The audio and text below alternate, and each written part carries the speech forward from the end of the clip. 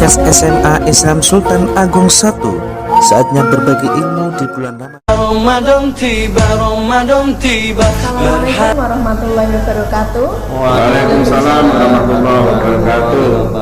Selamat sore pemirsa, berjumpa kembali dengan podcast SMA Islam Sultan Agung. Nah, untuk sore hari ini saya Vivin Rismaya sebagai pemandu podcast. Saya tidak sendirian, ditemani oleh Bapak Ibu Guru Sultan Agung yang sangat hebat dan super sekali. Yang pertama Bapak Coirul SAG MPD. Assalamualaikum Waalaikumsalam warahmatullahi wabarakatuh. Bapak Coy sudah sehat? Alhamdulillah. Alhamdulillah. Kita doakan selalu Bapak Coy ini selalu sehat karena kemarin kurang enak badan. Yang kedua Bapak Mufid SAG. Assalamualaikum warahmatullahi wabarakatuh. Waalaikumsalam. Sehat ya Bapak? Alhamdulillah sehat. Yang ketiga, narasumber kita yang paling cantik di antara bapak-bapak, ada Ibu Jumiati. Assalamualaikum Ibu. Sehat ya Ibu? Alhamdulillah, Semangat ya. Meskipun kita masih puasa, insya Allah harus selalu semangat. Nah, untuk SMA Islam Sultan Agung sendiri ini sudah menerapkan protokol kesehatan, di mana setiap kita sudah tiba di lingkungan sekolah, kita dicek suhu badan dan cuci tangan.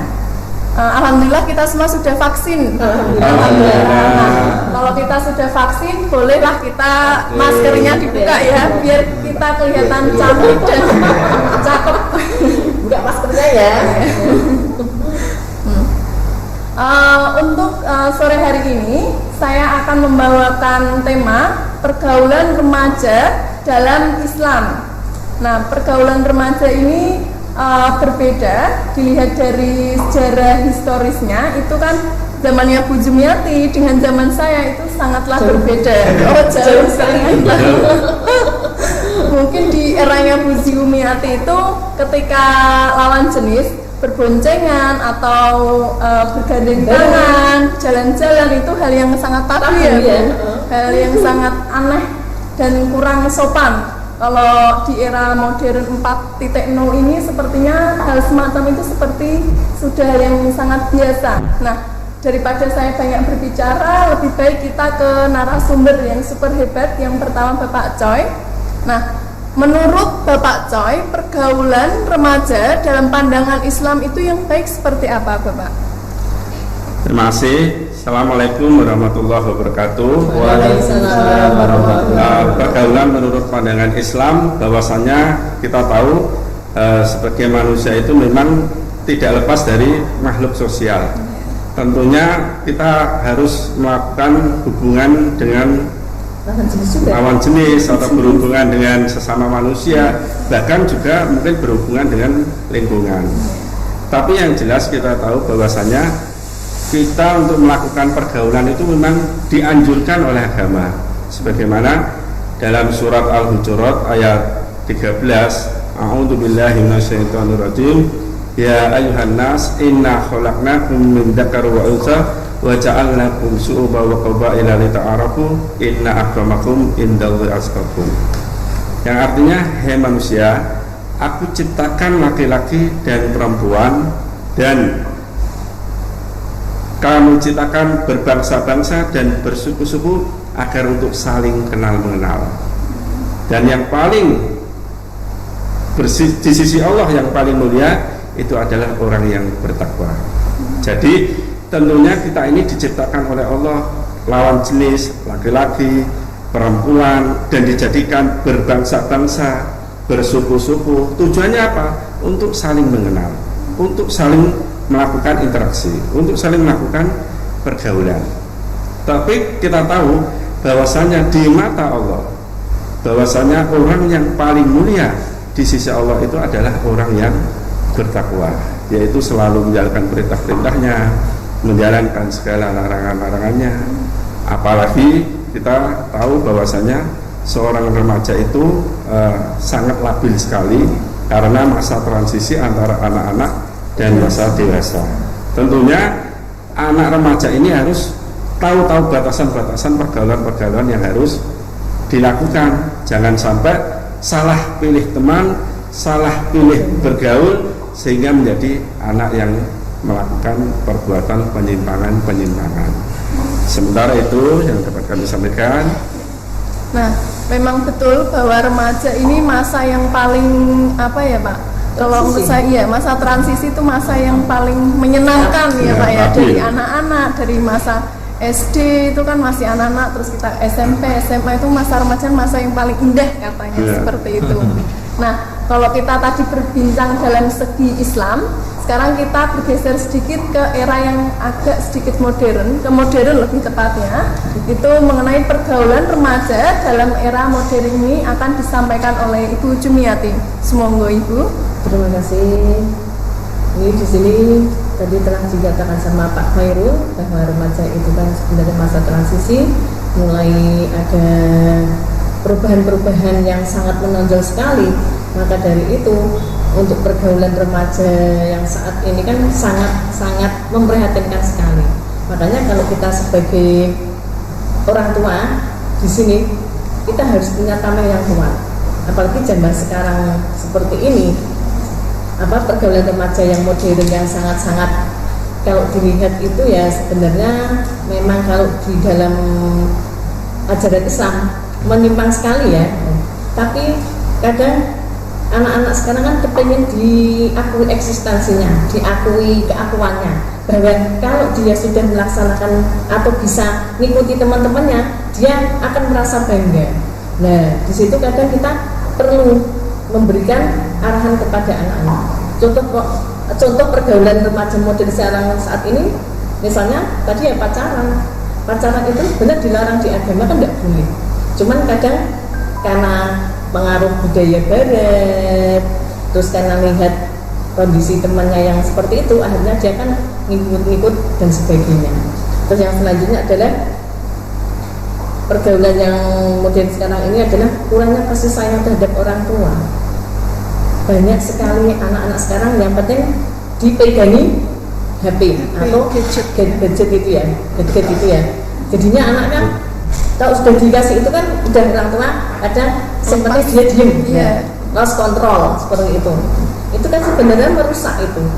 Anak jadi tidak ada kawalan dari orang tua, terus akhirnya dia tahunya dengan melalui media sosial yang tidak ada arahan dan sebagainya. Kalau kita sebagai orang tua harusnya kita kan memberikan arahan. Kalau kita memberikan arahan orang tua, anak jadi lebih paham. Tapi kalau melalui media sosial atau mungkin melalui temannya, itu kan yang sangat rawan dan berbahaya kan di situ. Jadi makanya pergaulan remaja yang modern sekarang ini yang lebih memprihatinkan ya seperti itu, pacaran itu kan. Zamannya kita dulu kalau pacaran kan ngumpet-ngumpet ya, nggak boleh sama orang tua, ada istri dan sebagainya. Tapi kalau zaman sekarang ini pacaran itu orang tua karena mungkin juga orang tua takut dengan kondisi anaknya, mendingan tidak apa-apa dibuat pacaran, yang penting pacarannya di rumah. Ada mungkin yang seperti itu. Kalau atau mungkin ada batas-batasnya ya Bu ya. Atau mungkin ada orang tua yang memang agamanya kuat sekali memang tidak diperbolehkan. Kita sebagai orang tua kan juga tidak bisa ngawal anak 24 jam ya. Seperti anak di sekolah, anaknya di luar, kan kita juga tidak bisa ngikuti terus. Makanya ya kita sebagai orang tua ya memang harus super ekstra memberikan pengarahan dan penjelasan ke anak. Mungkin hanya itu ya. Untuk memang betul sih Bu, saya itu juga pernah membaca buku itu kalau nggak salah tentang psikolog itu bahwa anak itu milik orang tua ketika dia hanya berumur sampai 7 tahun. Setelah 7 tahun dia itu milik ke lingkungan. Apalagi di era modern ini itu kan sangat rawan sekali. Apalagi anak-anak sekarang, kalau anak dulu ada Bu, kalau anak dulu itu kalau sunatan itu kan mintanya sepeda gitu. Kalau anak sekarang kalau sunatan itu mintanya handphone, gadget ya. Itu kan memang sangat rawan. Kendaraan itu sangat rawan sekali di era modern seperti ini. Takutnya kan salah pergaulan seperti itu ya Bu. Nah, dalam pergaulan tersebut juga ada tahapan-tahapannya. Nah, kita tahapan-tahapan ini bisa dijelaskan oleh Bapak Mufid.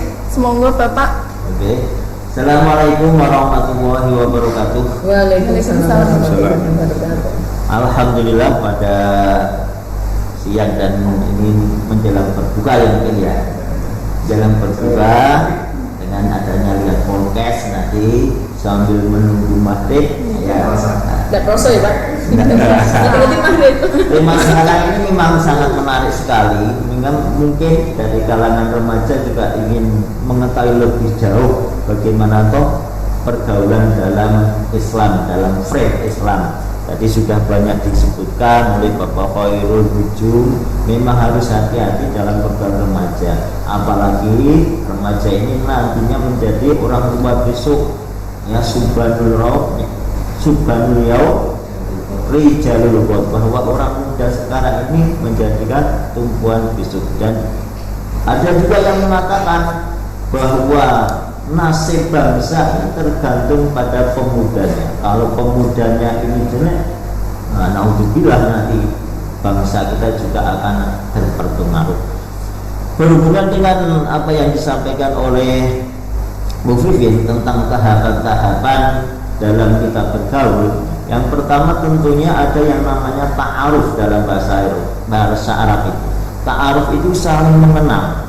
Jadi antara satu dengan yang lain, dengan saling mengenal siapa namanya, mungkin dari keluarga apa dan sebagainya. Setelah saling mengenal, oh dia rumahnya di sana, dari keluarga yang baik, itu sangat perlu sekali bagi anak remaja.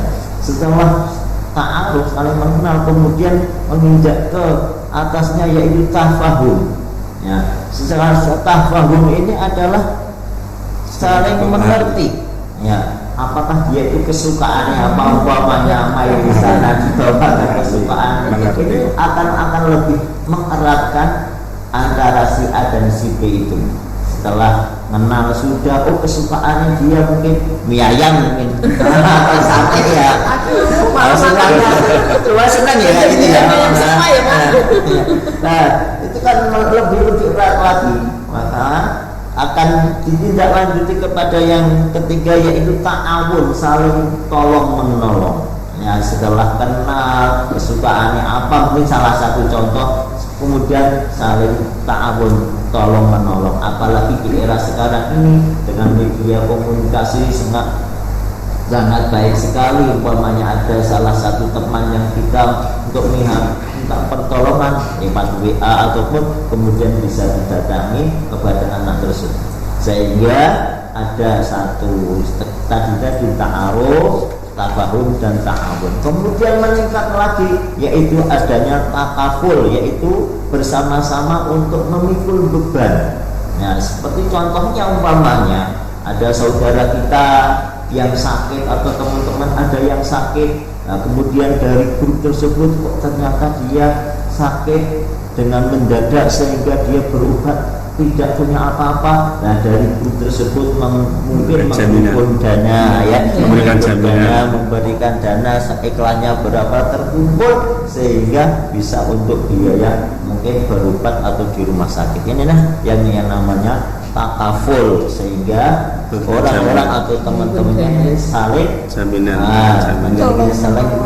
memikul beban. Kemudian yang selanjutnya adalah puncak-puncaknya adalah ihsan, bahwa kita saling bergaul atau saling mengenal dan sebagainya. Ada satu yang dan yang lain, puncaknya ihsan, bahwa kita tujuannya untuk apa? Tentunya untuk beribadah. Dengan ihsan tersebut kita melakukan ibadah tentunya dengan ikhlas, tidak karena ini dan itu dan sebagainya, namun dengan ihsan ini akan lebih bagus. Itu aja Bu Vin, kita lanjutkan lagi nanti. Terima kasih, super sekali ya Bapak Mufid ini menjelaskan sangat detail. Saya jadi lebih tahu Pak, kalau saya kan tahunya hanya sebatas ta'aruf saja.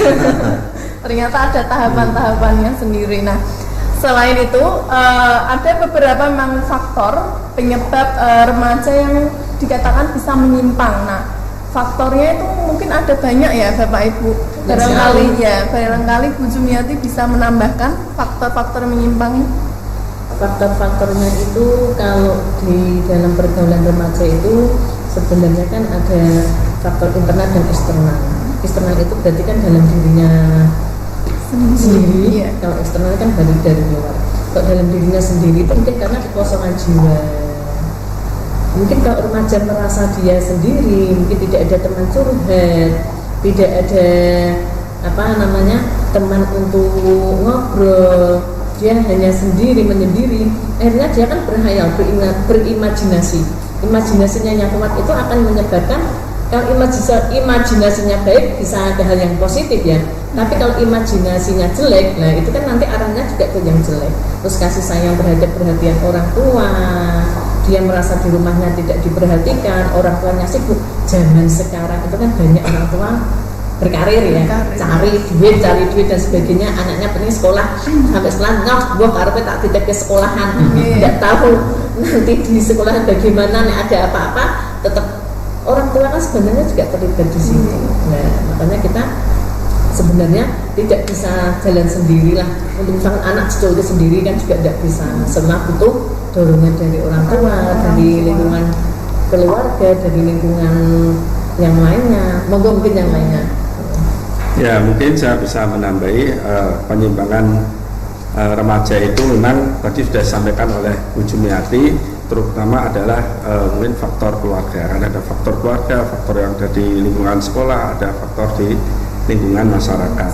Nah, yang paling dominan itu adalah faktor yang ada di lingkungan masyarakat, rumah, keluarga. Itu karena apa? Pasti yang sudah disampaikan itu adalah kurangnya kasih sayang orang tua terhadap si anak. Nah, sering pengalaman yang saya hadapi anak-anak yang melakukan penyimpangan itu, yang pertama itu adalah keluarga yang tidak harmonis.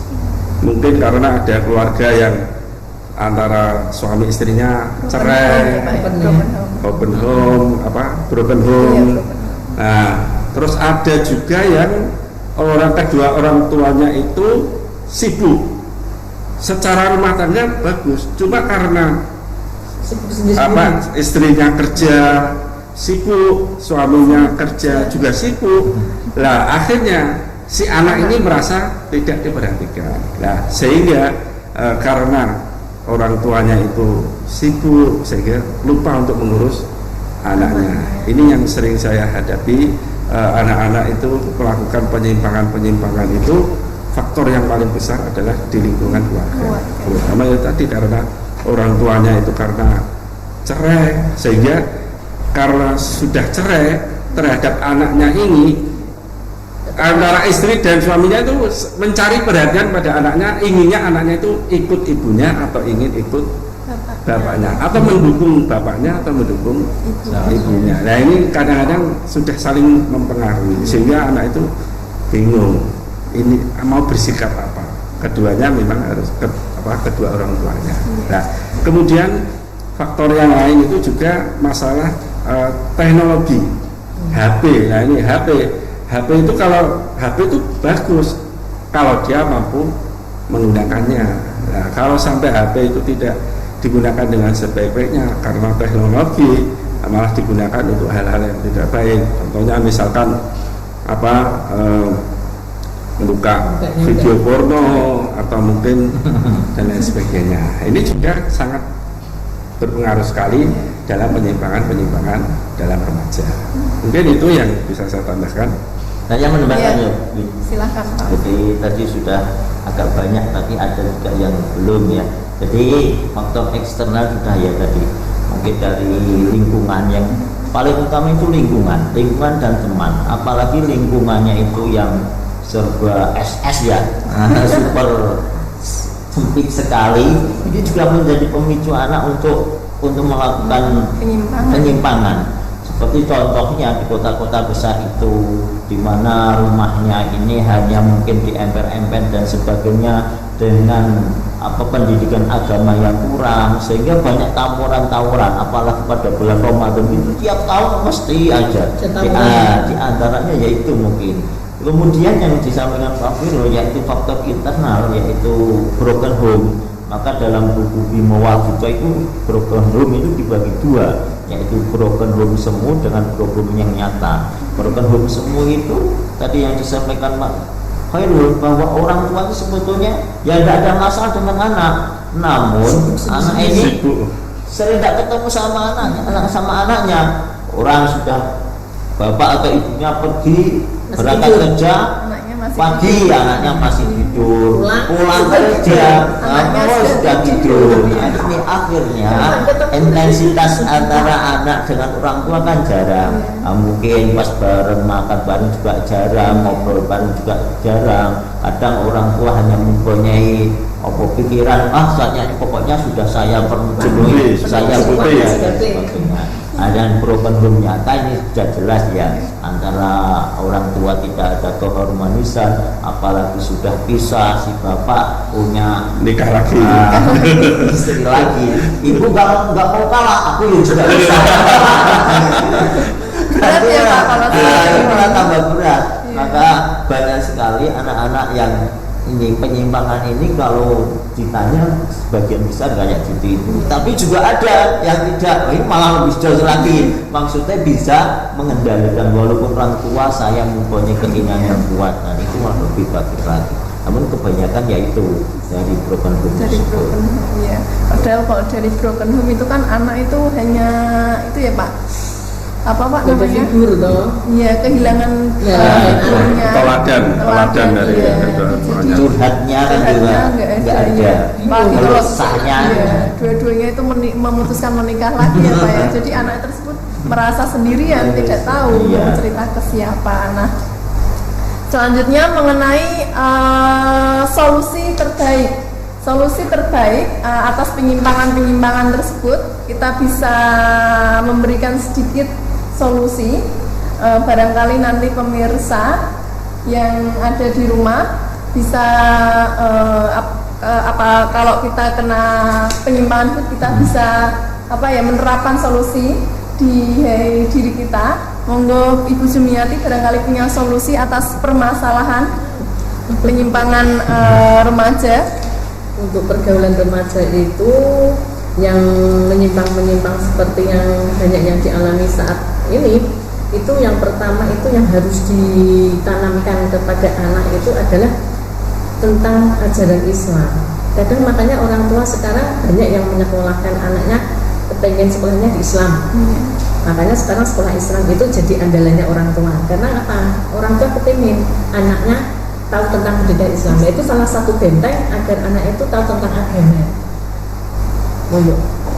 Ya, mungkin kalau saya ingin menambahkan untuk kita kontrol dan batasi pergaulan remaja itu.